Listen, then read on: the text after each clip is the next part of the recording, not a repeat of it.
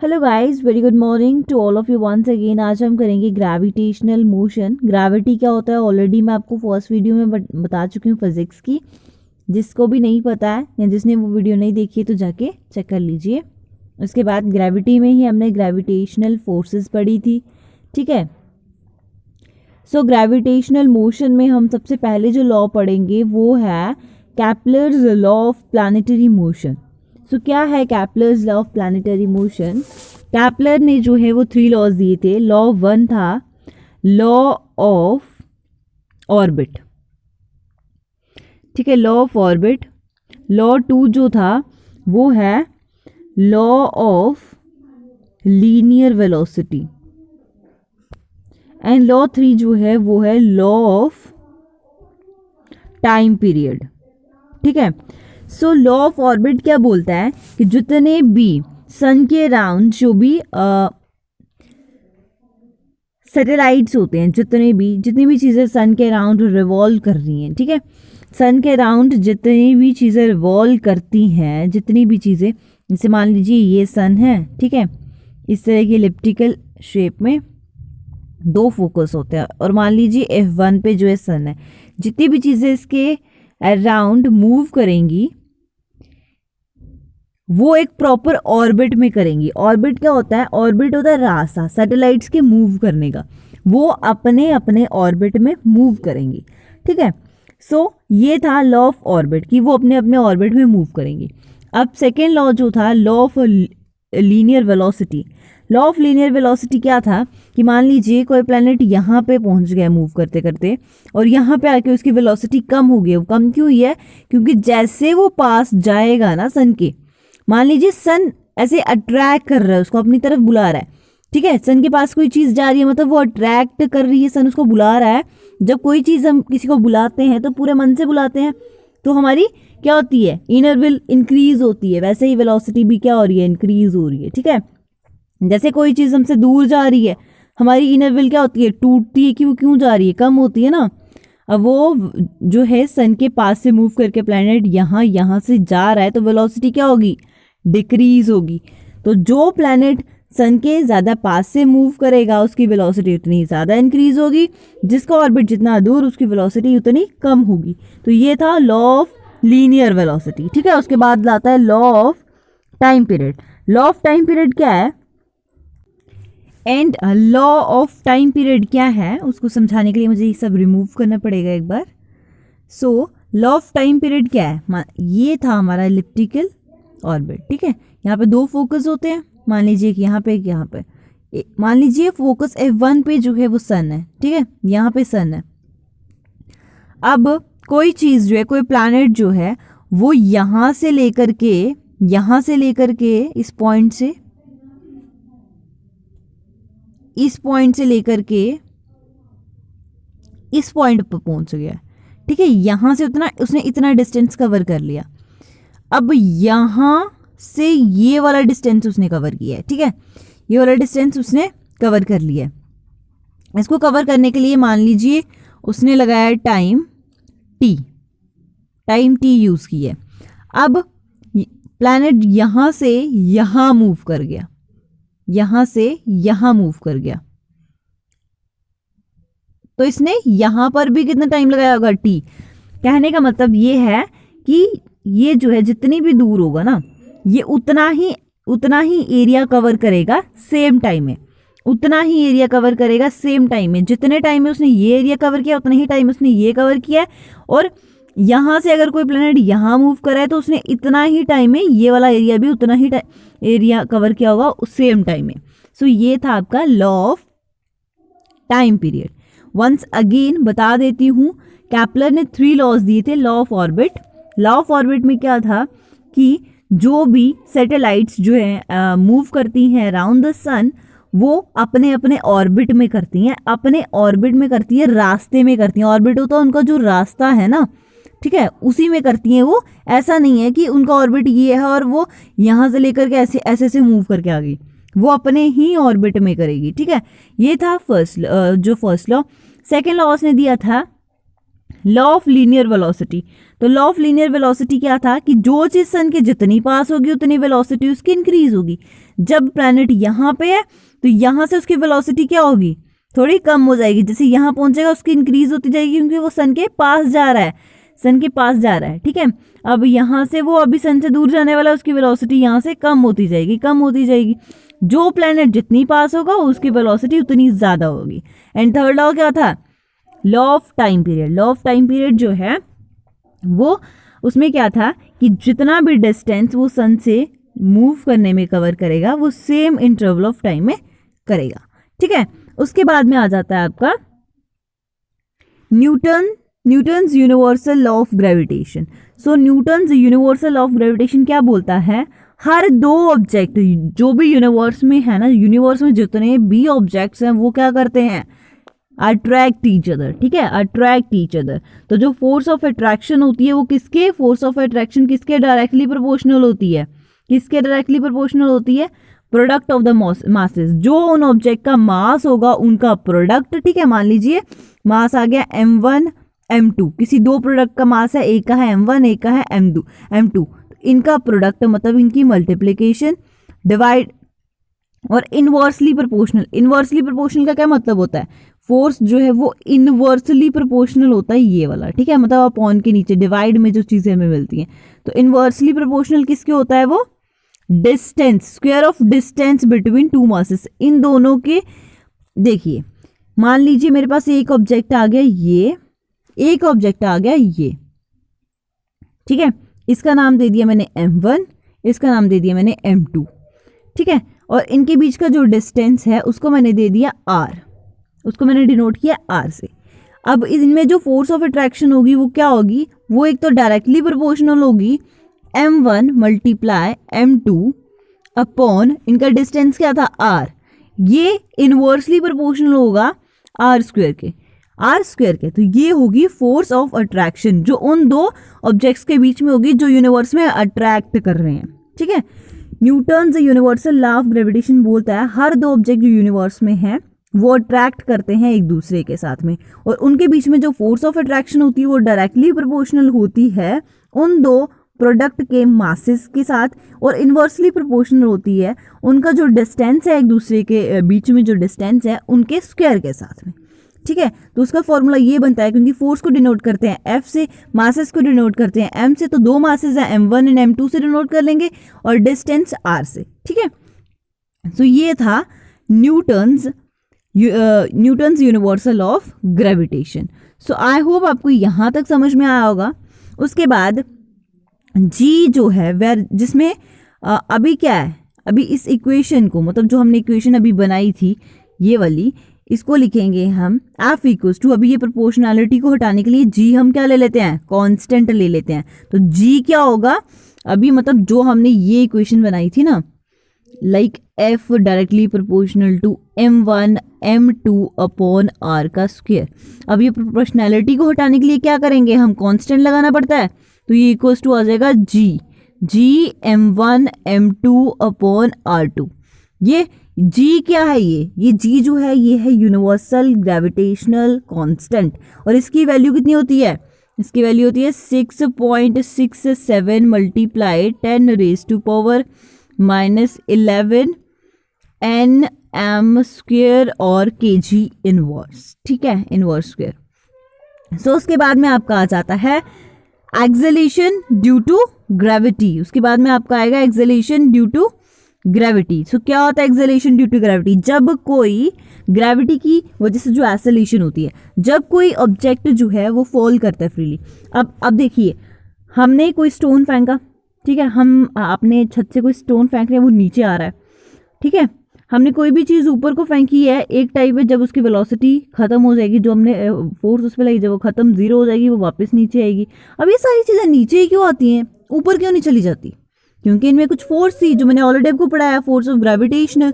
ठीक है, जब भी कोई बॉडी फ्रीली फॉल करती है, ऊपर से फ्रीली जो है नीचे को आ रही है, ऊपर से फ्रीली जो है वो नीचे को आ रही है, तो उसकी जो वेलोसिटी होगी पर सेकेंड वो इंक्रीज होती है, क्योंकि वो फ्रीली मूव कर रही है, तो पर सेकेंड उसकी वेलोसिटी इंक्रीज होगी। उसको बोलते हैं एक्सेलरेशन ड्यू टू ग्रेविटी की वजह से उसकी क्या होती है, ग्रेविटी की वजह से उसकी वेलोसिटी इंक्रीज हो रही है उसको बोलेंगे एक्सेलरेशन ड्यू टू ग्रेविटी, और इसको जो है डिनोट करते हैं small g equals to GMERE का स्क्वायर। ठीक है, सो नेक्स्ट है, अब है variations in the value of g with height, height के साथ में जो वेरिएशंस होती हैं वैल्यू ऑफ g।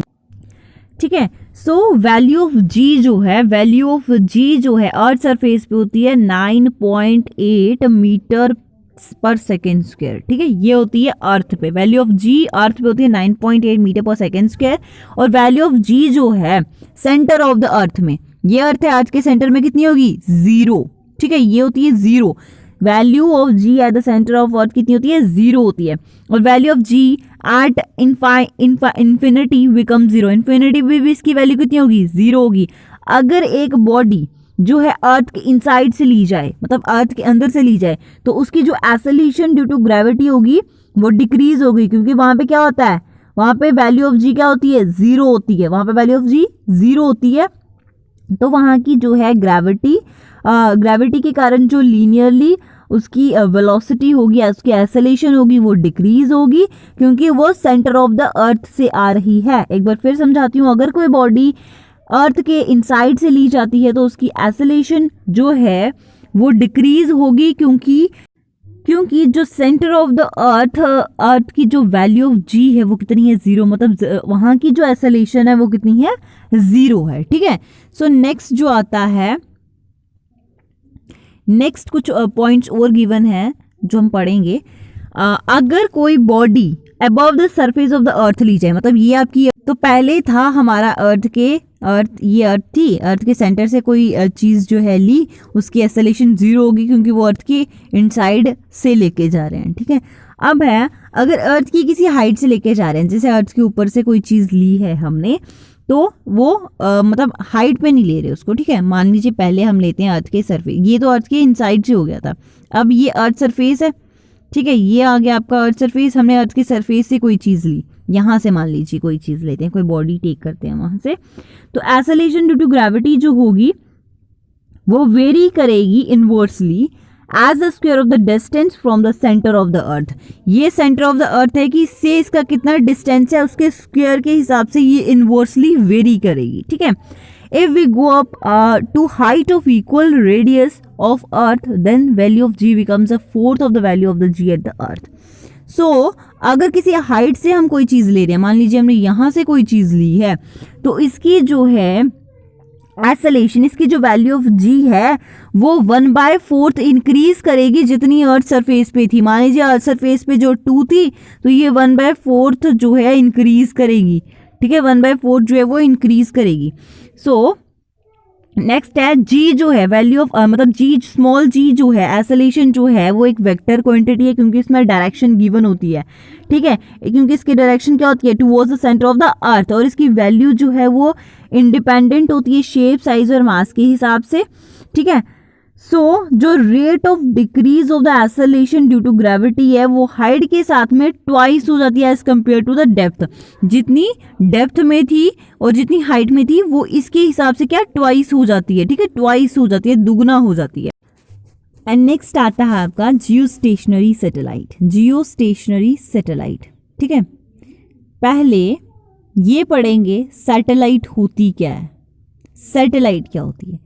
सैटेलाइट वो होती है स्पेस में कोई बड़े ऑब्जेक्ट के अराउंड छोटे छोटे ऑब्जेक्ट्स जो हैं वो मूव करते हैं, उनको बोलते हैं सैटेलाइट्स। ठीक है, सो जियोस्टेशनरी सैटेलाइट में हम क्या पढ़ेंगे कि जो स्टेशनरी चीज़ें with respect to the observer on the earth. ठीक है, जियो स्टेशनरी सैटेलाइट्स क्या होती हैं? स्टेशनरी होती हैं।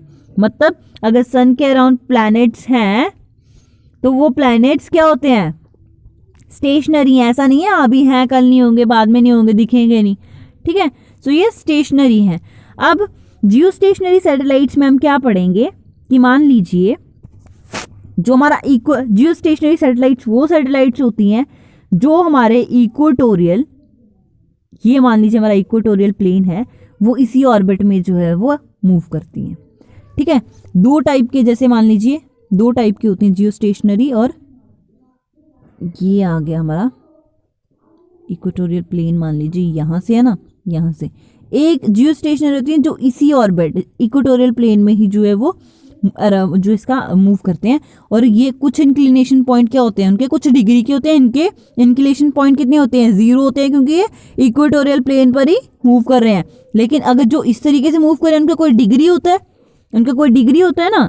सो जियो सैटेलाइट वो होते हैं जो 0 इंक्लिनेशन पॉइंट पर, डिग्री पर जो है वो मूव करते हैं, मतलब इक्वेटोरियल प्लेन पर मूव करते हैं। ये हमेशा, they are always in equatorial plane and their orbits are circular. इनके ऑर्बिट क्या होता है, सर्कुलर होते हैं। और इनको पार्किंग ऑर्बिट भी बोलते हैं, इनको पार्किंग ऑर्बिट भी बोलते हैं। तो जो वैल्यू होती है ऑर्बिटल वेलोसिटी की, वो डिपेंड नहीं करती उनके मास पर, उनके मास पर ये डिपेंड नहीं करती है। ठीक है, सैटेलाइट की मास पर ये डिपेंड नहीं करेगी, लेकिन ये किस पर डिपेंड करती है, mass and radius of the planet around which the rotation is the taking place. ठीक है, उस प्लैनेट के जिसके अराउंड वो घूम रहे हैं। तो जितनी ज़्यादा हाइट होगी सैटेलाइट की, जितनी ज़्यादा हाइट होगी सैटेलाइट की, उतना ही छोटा ऑर्बिटल वेलोसिटी होगा। सो कुछ फैक्ट्स हैं binding energy of a satellite के। सो वो रीड कर लेते हैं। जब भी कोई सैटेलाइट जो है वो ऑर्बिटिंग करती है अपने ऑर्बिट में, मतलब घूमती है अपने ऑर्बिट में, तो कोई भी एनर्जी उसको नहीं रिक्वायर्ड होती। ठीक है, अब मान लीजिए कोई ऑर्बिट जो है, ये इसी का अपना ऑर्बिट है, ये ऑर्बिटिंग कर रहा है, मतलब इसमें घूम रहा है, तो इसको कोई एनर्जी की ज़रूरत नहीं है, क्योंकि ये अपने ही ऑर्बिट में घूम रहा है, तो उसको कोई भी एनर्जी की ज़रूरत नहीं है। जब एनर्जी जो है सैटेलाइट की वो नेगेटिव होती है, तो वो मूव करता है सर्कुलर और एन एलिप्टिकल ऑर्बिट में। और जब एनर्जी जो होती है ऑर्बिट मतलब सैटेलाइट की 0, तो वो एस्केप करता है from its orbit and path becomes parabolic बन जाता है वो। और जब एनर्जी सैटेलाइट की पॉजिटिव होती है तो वो एस्केप करता है from the orbit following a hyper parabolic. ठीक है, तो जो वेलोसिटी है सैटेलाइट की वो इंक्रीज कब करती है, it's energy increases and it starts moving in a circular path of a smaller radius. जब वो छोटे रेडियस में मूव कर रहा है तो उसकी वेलोसिटी इंक्रीज होती है। ये मैं ऑलरेडी आपको बता चुकी हूँ। सो ये चीज़ें मैं आपको ऑलरेडी क्लियर कर चुकी थी। लाइक ये मान लीजिए जो आपका था, ठीक है, और इसमें आपका सन था। वेलोसिटी कब इंक्रीज कर रही थी, जब ये पास जा रहा था इसके। ठीक है, जब जैसे से पास जा रहा है, जितनी कम इसकी दूरी है ना इससे, इसके वाले की उतनी कम होगी, इसके वाले की उतनी कम होगी। जो ज़्यादा पास है उसकी वेलोसिटी ज़्यादा होगी। तो वही चीज़ इसमें बोली है कि जब वेलोसिटी ऑफ सैटेलाइट जो है वो इंक्रीज करती है, इसका मतलब क्या है कि वो छोटे रेडियस के साथ में, मतलब उसका ये जो डिफरेंस है इसके वो कम है और बाकी वालों का ज़्यादा है। छोटे रेडियस के साथ में ये अराउंड करा है।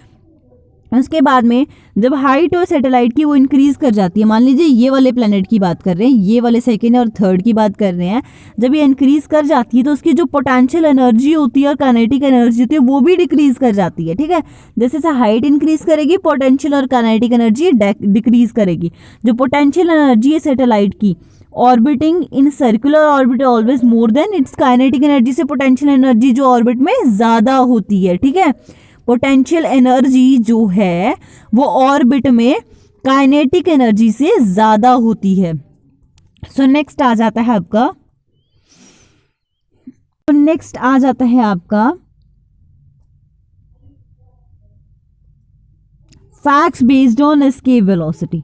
ठीक है, facts based on escape velocity क्या है कि जो वैल्यू है एस्केप वेलोसिटी की वो डिपेंड नहीं करती है mass of object, projected body जो प्रोजेक्ट कर रही है उसके मास पे जो है वो बिल्कुल भी डिपेंड नहीं करती है। वो किस पे डिपेंड करती है, instead it depends on the mass and radius of the planet from which it being projected. मतलब जिसके अराउंड वो घूम रहे हैं उसी प्लैनेट के वो मास और रेडियस पर डिपेंड करती है एस्केप वेलोसिटी। एंड नेक्स्ट क्या था, the value of escape velocity जो है वो डिपेंड नहीं करती है एंगल और डायरेक्शन ऑफ द प्रोजेक्टर। ठीक है, एंगल और डायरेक्शन पे वो नहीं डिपेंड करती, वो सिर्फ मास पे डिपेंड और रेडियस पे डिपेंड करती है। जिस भी प्लैनेट के अराउंड वो घूम रहे हैं उनकी जो मिनिमम एनर्जी नीडेड होती है एस्केप करने के लिए वो होती है Gm/r। ठीक है, जो वेलोसिटी सैटेलाइट की है ऑर्बिटिंग होती है, अर्थ इज इंक्रीज्ड बाय, कितनी इंक्रीज होगी वो 41.4%, और वो क्या होगी, escape away from the gravitational field of the earth. So जो बॉडी फ्रीली मूव जो है फॉल करेगी फ्रॉम द इन्फिनिटी हाइट, मतलब हाइट का कोई पता नहीं है, वहां से जो है वो फ्रीली गिर रही है नीचे, तो वो कब रीच करेगी सरफेस पे, कौन सी वेलोसिटी के साथ में, 11.2 किलोमीटर पर सेकंड के हिसाब से वो जो है अर्थ पे रीच करेगी। तो ये थे हमारे आज के कुछ टॉपिक्स। आई होप आपको समझ में आए होंगे। अगर किसी को डाउट होगा तो प्लीज़ कमेंट बॉक्स में कमेंट करके ज़रूर बताना। आज के लिए इतना ही। Thank you. A great day ahead.